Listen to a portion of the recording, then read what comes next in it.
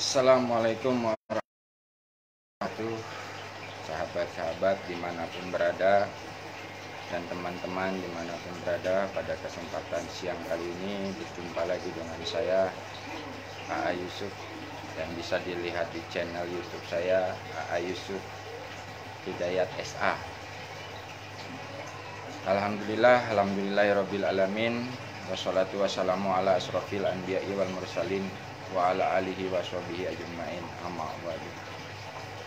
Pertama-tama saya panjatkan puji dan syukur kepada hadirat Allah Subhanahu wa taala yang telah memberikan nikmat iman, Islam dan ihsan sehingga masih bisa diistiqomahkan oleh Allah untuk selalu zikir nafas sadar Allah. Salawat serta salam kita curahkan kepada Habibana wa Nabiyana Muhammad sallallahu alaihi wasallam.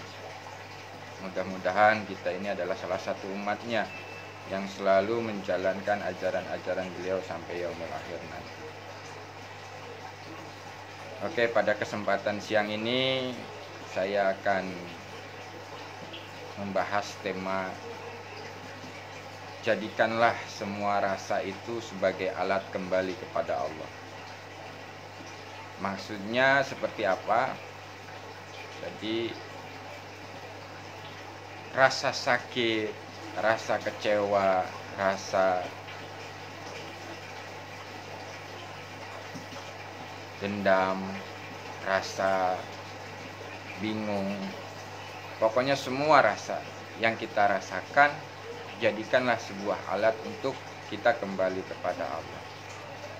Nah, jadi begini teman-teman, sahabat-sahabat dimanapun berada, memang kita ini sebagai manusia biasa, janganlah menjadi manusia yang super, yang tidak punya rasa. Karena apa? Manusia ini ya pasti semua punya rasa. Nah, bagaimanalah kita menyikapinya rasa itu dan menjadikan sebuah alat untuk kembali kepada Allah. Contoh gini, di saat kita merasakan sakit, kita terasa sakit oleh penyakit misalkan, sakit. Nah, jadikanlah rasa sakit itu untuk sebuah alat kembali kepada Allah. Maksudnya seperti apa? Nah, di saat kita merasakan sakit, kita sadari yang memberi penyakit itu Allah, yang bisa menyembuhkan itu Allah. Nah, disitulah yang disebut rasa sakit itu jadi alat untuk kembali kepada Allah. Terus rasa susah, rasa kecewa, jadikan juga sebagai alat untuk kembali kepada Allah. Di saat diri kita merasakan kekecewaan, atau di saat diri kita itu merasakan sakit hati, kita sadari rasa kecewa itu dari Allah, rasa sakit hati itu dari Allah, dan yang bisa menyembuhkan ya Allah. Nah, disitulah kita akan selalu sadar Allah dengan perantara atau dengan alat-alat rasa-rasa yang kita rasakan. Selama ini kita itu berhenti di rasa, tidak mau melanjutkan kesadarannya siapa yang memberi rasa. Karena sesungguhnya manusia biasa itu ya yang bisa merasakan. Janganlah kita ingin menjadi manusia super, jadi manusia biasa saja, tapi yang mengenal akan Tuhan.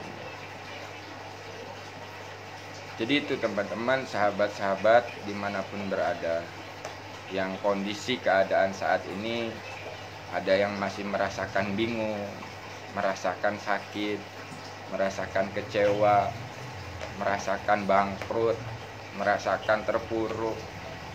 Jadikanlah semua rasa itu sebagai alat untuk kembali kepada Allah, agar kita tetap sadar Allah.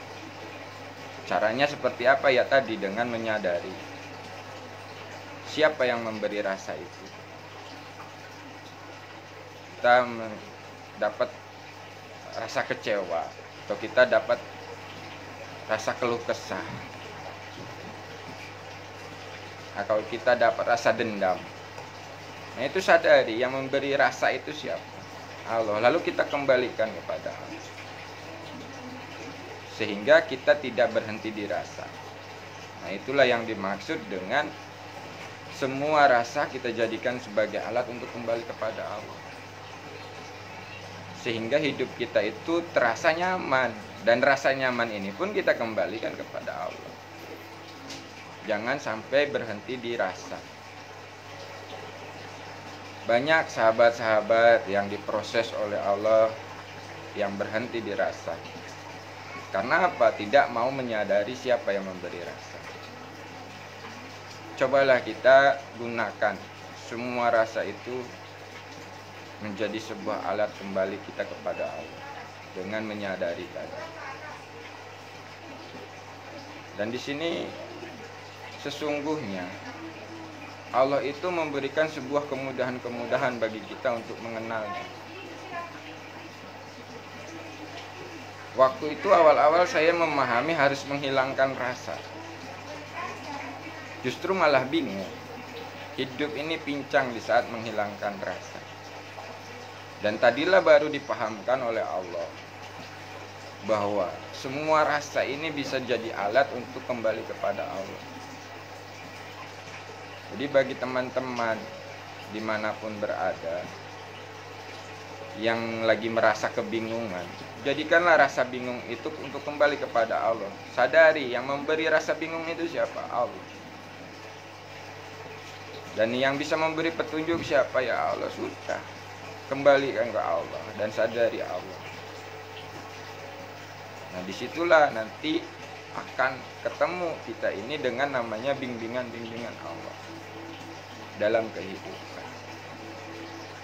Makanya begitu kita belajar zikir nafas sadar Allah itu, di saat duduk timpu itu kan banyak yang kita rasakan. Contoh, rasa kaki kesemutan, rasa gelisah, rasa pikiran ini nggak mau diam, rasa apa yang terdengar. Nah itu semua rasa. Tapi kalau kita sadari semua rasa itu dari Allah, maka rasa itulah akan menjadi sebuah alat untuk kita kembali kepada Allah. Nggak berhenti di rasa.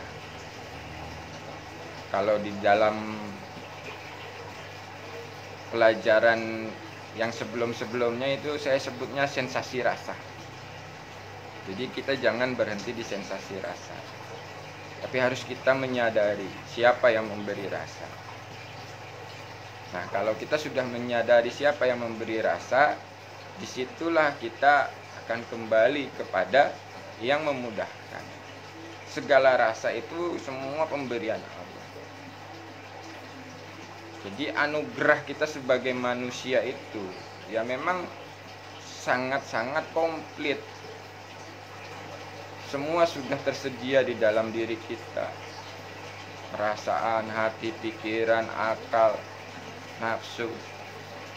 Dan semua komponen itu adalah alat. Nah, bagaimana kita menggunakan alat itu agar untuk kita ini bisa kembali kepada Allah? Ada yang bilang, jangan suka emosian, marahan. Katanya sadar Allah masih emosian, masih marah. Nah itulah sifat manusia biasa. Tapi kalau kita sadari siapa yang memberi emosi, rasa amarah itu, yaitu Allah. Nah disitulah kita baru bisa menyadari bahwa semua itu dari Allah dan harus kita kembalikan kepada Allah, sehingga tidak berhenti di sensasi rasa. Jadi itu teman-teman dimanapun berada, kita semakin belajar tentang kesadaran ini, semakin lama akan semakin halus.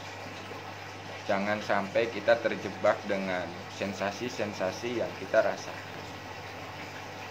Karena sesungguhnya Allah itu ya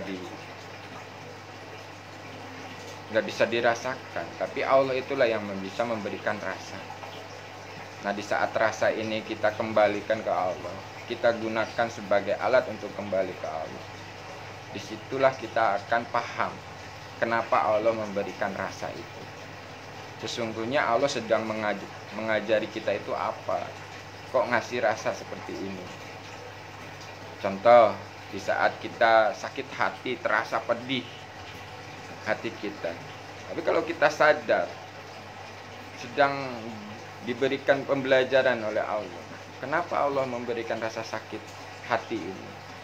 Oh, ternyata saya harus sabar. Nah, di situ kan kita sadar.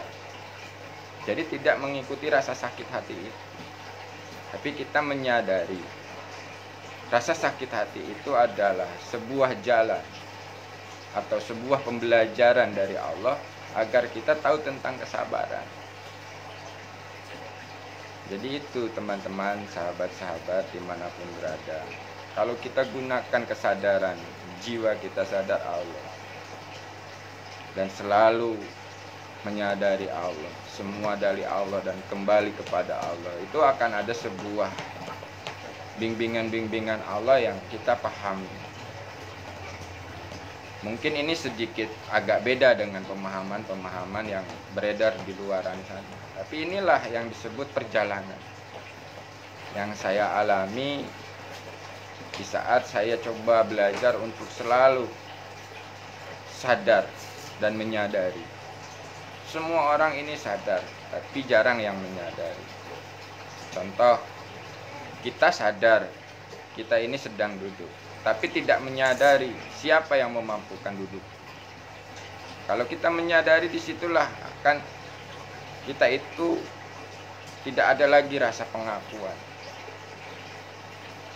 Saya sadar bicara, tapi saya pun harus menyadari siapa yang memampukan saya bicara. Nah itu teman-teman, terkadang kita lupa dengan menyadari, cuman hanya berhenti di sadar. Semua manusia di muka bumi ini sadar, tapi jarang sekali orang yang menyadari. Nah disitulah kita belajar bagaimana untuk sadar dan menyadari. Saya sadar tidak bisa apa-apa, dan saya menyadari hanya dibisakan oleh Allah. Nah itu yang penting, sehingga hidup kita ini lebih ringan lagi, tidak merasa berat dengan kehidupan. Contoh misalkan kita sadar utang doang, akhirnya jadi beban, gak bisa sanggup bayar utang. Tapi kalau kita menyadari yang memudahkan kita berhutang itu Allah, yang bisa membereskan hutang kita itu Allah, sudah tinggal menjalani apa yang diperintahkannya, sehingga masalah hutang piutangnya dibereskan oleh Allah. Nah itu yang harus kita sadar dan menyadari. Itu teman-teman. Jadi banyaklah pembelajaran dalam keseharian kita sebenarnya kalau kita sadari bahwa Allah itu memang benar-benar membimbing diri kita dalam kehidupan. Tanpa dibimbing Allah kita itu nggak bisa apa-apa, nggak tahu apa-apa, nggak ngerti apa-apa. Diri kita itu ya memang bodoh di hadapan Allah. Di saat kita ikuti terus petunjuk Allah, bimbingan Allah, barulah di situ kita dipahamkan kebenaran-kebenaran yang hakiki, kesalahan-kesalahan yang hakiki oleh Allah. Jadi bagi teman-teman, sahabat-sahabat dimanapun berada, memang proses itu tidak cukup sekali dua kali, kadang diulang-ulang dalam proses itu. Kenapa diulang-ulang? Agar kita paham. Kadang-kadang kita udah diulang-ulang aja masih lupa, masih melupakan Allah. Contoh begini, ini kasus kemarin yang saya alami. Di saat saya ikut sedekah, keyakinan saya mulai lari, meyakini karena sedekahnya inilah rezeki uang saya lancar. Nah ini kan udah mulai belok. Kenapa belok? Karena kita sudah meyakini sedekahnya yang melancarkan rezeki uang kita. Padahal yang bisa melancarkan rezeki uang kita itu ya Allah, bukan sedekah. Jadi kalau mau sedekah itu ya sedekahnya lillah, karena Allah, bukan karena ingin rezekinya lancar. Nah ini kan sangat tipis teman-teman, saudara-saudara. Nah itulah pelajaran-pelajaran yang akan kita alami dalam kehidupan di saat kita selalu terus nyambung, sadar, dan menyadari. Jadi setelah sadar Allah jiwanya ini harus menyadari Allah itu. Karena kalau sudah menyadari Allah yang dekat, otomatis di situ akan dibimbing. Menyadari dibimbing Allah, dimampukan Allah, dipahamkan Allah. Karena dirinya sadar, tidak bisa apa-apa, tidak tahu apa-apa. Sehingga menyadari dimampukan Allah, diberitahu Allah, dititipkan Allah. Nah itu teman-teman, jangan merasa kita itu sudah sampai, karena rasa itu adalah bukan tujuan. Karena rasa itu adalah sebuah alat, tergantung kita mau digunakan sebagai apa alat itu. Nah, kalau kita sudah paham dan dipahamkan tentang rasa, maka disitulah kita akan jadikan alat rasa ini untuk kembali kepada Allah. Kalau ada yang mau dipertanyakan, silahkan teman-teman, kita diskusikan. Jadi kita ngalir aja ngobrol hari ini. Kita memang di saat belajar ini ya pasti akan menghadapi proses-proses yang sangat luar biasa dalam kehidupan ini. Kemarin ada teman saya nelpon, dia sakit, pinggangnya sakit, nggak bisa bergerak. Nah kalau berhenti di rasa sakit itu, maka melupakan Allah. Jadikanlah rasa sakit pinggang itu untuk kembali kepada Allah. Yang memberi penyakit atau yang memberi rasa sakit pinggang ini Allah. Yang bisa menyembuhkan penyakit pinggang ini Allah. Lalu berserah ke Allah, minta bimbingan Allah, apa yang harus dilakukan. Dan ternyata di saat dia lakukan, alhamdulillah disembuhkan oleh Allah. Sehingga di situ menjadi sebuah kesaksian dirinya menyaksikan Allah itu Maha Penyembuh. Nah itu teman-teman, kita itu terkadang masih meyakini selain Allah dengan alasan ya harus ada syariat. Ya memang semuanya pasti ada syariatnya, tapi yang diutamakan ini kita harus ke Allah dulu. Nanti setelah ada perintah dari Allah, jadikanlah sebuah syariat, jalan. Oke teman-teman, ada yang dipertanyakan atau tidak ini? Kalau tidak ada, akan saya simpulkan tentang rasa ini. Rasa cinta, rasa benci, rasa suka, rasa tidak suka, rasa senang, rasa tidak senang, semua rasa itu adalah pemberian dari Allah. Jangan sampai kita berhenti di rasa, kita kembalikan kepada Allah, sehingga rasa ini menjadi sebuah alat atau jalan kita kembali kepada Allah. Oke teman-teman, mungkin hanya itu yang bisa saya bagikan pada video kali ini. Nanti kita lanjut lagi, mudah-mudahan video ini ada manfaatnya bagi teman-teman yang sedang dalam proses perjalanan menuju kembali kepada Allah. Mudah-mudahan kita semua selalu ada dalam lindungan dan bimbingan dari Allah. Sekian dari saya. Wassalamualaikum warahmatullahi wabarakatuh.